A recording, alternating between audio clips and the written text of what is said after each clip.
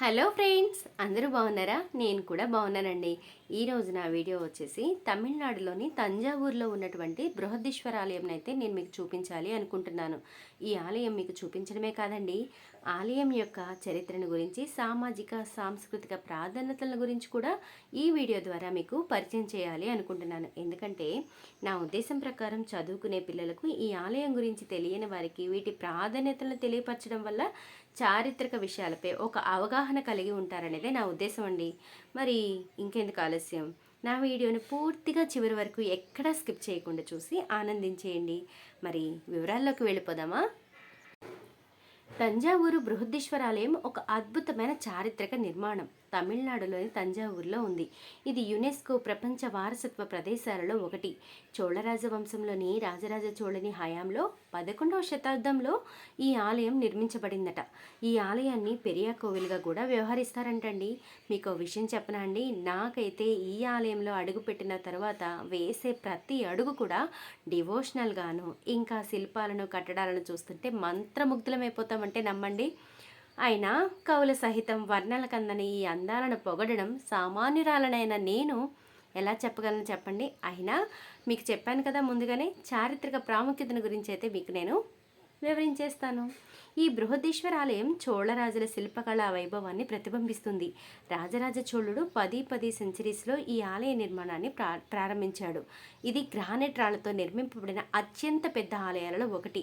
ఈ ఆలయం దక్షిణ భారతదేశం శిల్పకళ, ఆర్కిటెక్చర్ మరియు ఇంజనీరింగ్ వైభవానికి ప్రతీక. ఇంకా చెప్పాలంటే 216 అడుగుల ఎత్తుగల ఈ గోపురం ప్రపంచంలోనే అతిపెద్ద శిఖరాలలో ఒకటి. ఈ గోపురం మీద ఉన్న శిఖరాన్ని ఒకే గ్రానైట్ రాతితో చెక్కడం గొప్ప నైపుణ్యానికి నిదర్శనం. చూడండి ఎంత అందంగా కనబడుతుందో కదండి. ఈ ఏకశిలతో నిర్మించినటువంటి చెక్కడం నిజంగా ఇక్కడ ఉండడం ఒక మహా అద్భుతం. సాంస్కృతిక ప్రాధాన్యతల గురించి తెలుసుకుందామా? చోళులు చాలా ఎక్కువగా దైవభక్తిని కలిగి ఉన్నారు. ఈ ఆలయం చోళుల దేవతారాధనకు కేంద్రమైనదే కాదు, వారి కళల అభివృద్ధికి నిలయం కూడా. ఆలయ గోడలపై ఉన్న శిల్పాలు, శాసనాలు చోళుల రాజనీతిని, భూ వ్యవస్థను మరియు సాంస్కృతిక జీవనాన్ని వివరించాయి. ఈ ఆలయ నాట్య మండపంలో నిర్వహింపబడిన భరతనాట్య అభ్యాసాలు, సంగీత కచేరీలు భారతీయ సాంప్రదాయ కళల ప్రాముఖ్యతను చాటి చెప్పాయి. నిజమే కదండి.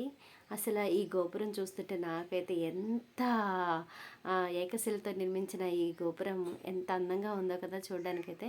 అలాగే ఈ ఆలయంలో మనం లోపల తిరుగుతూ ఉన్నప్పుడు నిజంగా అండి భరతనాట్య అభ్యాసాలు, మనం భరతనాట్యం వేసేటప్పుడు చూస్తూ ఉంటాం కదా, వాళ్ళ యొక్క ముద్రికలు వాళ్ళు చూపిస్తున్నప్పుడు ఎంత అందంగా ఉంటాయో. వాళ్ళ డ్రెస్సింగ్ స్టైలే కాదండి, వాళ్ళు చూపించేటటువంటి ఆ ముద్రికలు కూడా ఎంత అందంగా ఉంటాయో అంత అందంగా ఇక్కడ చేసి చూపించారనమాట. చాలా బాగా కనబడుతుంది, అంత అందంగా ఉంది.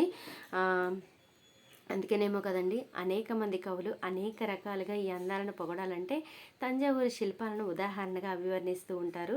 ఈ ఆలయం చూస్తుంటే రాజరాజ చోళుడికి భారతీయ కళలపై ఆయనకున్న మక్కువ, ప్రాముఖ్యత అర్థమవుతుంది కదా. తంజావూరు బృహదీశ్వరాలయం చోళుల సామాజిక జీవనానికి ప్రతిబింబంగా నిలుస్తుంది. ఈ ఆలయం చారిత్రకంగా ఒక సామాజిక కేంద్రంగా పనిచేసింది. ప్రజలు ఆలయం చుట్టూ గూడెను నిర్మించుకొని సామాజిక సంబంధాలను పెంపొందించారట. ఈ ఆలయ నిర్మాణంలో పనిచేసిన కూలీలు, శిల్పులు మరియు నైపుణ్యవంతుల పాత్ర, వారి జీవితాలపై ప్రభావం ఆనాటి సమాజ నిర్మాణాన్ని తెలియచేస్తున్నాయి కదా. నిర్మాణాల విషయంలో మాత్రం కూలీలు, శిల్పులు, నైపుణ్యవంతుల పాత్ర చాలా చాలా ప్రాముఖ్యమైన అంశమని నా భావన అండి. ఎందుకంటే చరిత్ర పుటల్లో ఇప్పటికీ చిరస్థాయిగా ఆలయాలు కానీ, ప్రపంచ వింతల్లో ఒకటైన తాజ్మహల్ కానీ ఇప్పటికీ మనం చూస్తున్నామంటే, నేటికి మనం మాట్లాడుకుంటున్నామంటే మాత్రం వారి పనితీరే కదా. నిజంగా మీరు చెప్పండి, అవునా కాదా? నేడు దీని యొక్క ప్రాధాన్యత గురించి తెలుసుకుందామా? ఈ ఆలయం దక్షిణ భారతదేశ పర్యాటక రంగంలో ఒక ప్రధాన ఆకర్షణగా నిలుస్తుంది. ప్రపంచంలో నలుమూలల నుండి పర్యాటకులు ఈ అద్భుత నిర్మాణాన్ని చూడడానికి వస్తున్నారు. ఇది భారతీయ వారసత్వాన్ని, ఆధ్యాత్మికను ప్రపంచానికి పరిచయం చేస్తుంది. తంజావూరు బృహదీశ్వరాలయం చారిత్రకంగా, సాంస్కృతికంగా మరియు సామాజికంగా ఎంతో విలువైనది. ఈ ప్రాంగణం మొత్తం చూస్తుంటే రాజమహల్ని మరిపించి మనలను మురిపించే ఒక అద్భుతమైన కట్టడం. దక్షిణ భారత శిల్పకళలకు పుట్టిల్లు. ఇది భారతీయులమైన మనందరికీ గర్వకారణం. ఇలాంటి కట్టడాలు భారతీయ వైభవాన్ని ప్రతిబింబిస్తున్నాయి కదా. భారతదేశంలో గొప్ప వారసత్వ కట్టడాల్లో ఇది ఒక ముఖ్యమైన అద్భుతం. మీ పర్యటనలో ఈ ఆలయాన్ని సందర్శించి భారతీయ కళా సంస్కృతిని, చరిత్ర, వైభవాన్ని ఆనందించండి.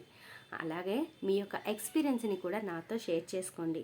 ఓకేనా ఫ్రెండ్స్? Thank you friends. మీ అభిప్రాయాలను మీ కామెంట్స్ ద్వారా నాకు తెలియపరచండి. అలా చూసి వెళ్ళిపోకుండా ప్లీజ్ లైక్ చేయండి. అలాగే నేను చెప్పిన విషయాలు మీకు ఖచ్చితంగా ఉపయోగపడ్డాయి అనుకున్నాను. ఇంకెందుకు ఆలస్యం, మీరు కూడా చూసి ఆనందించేయండి.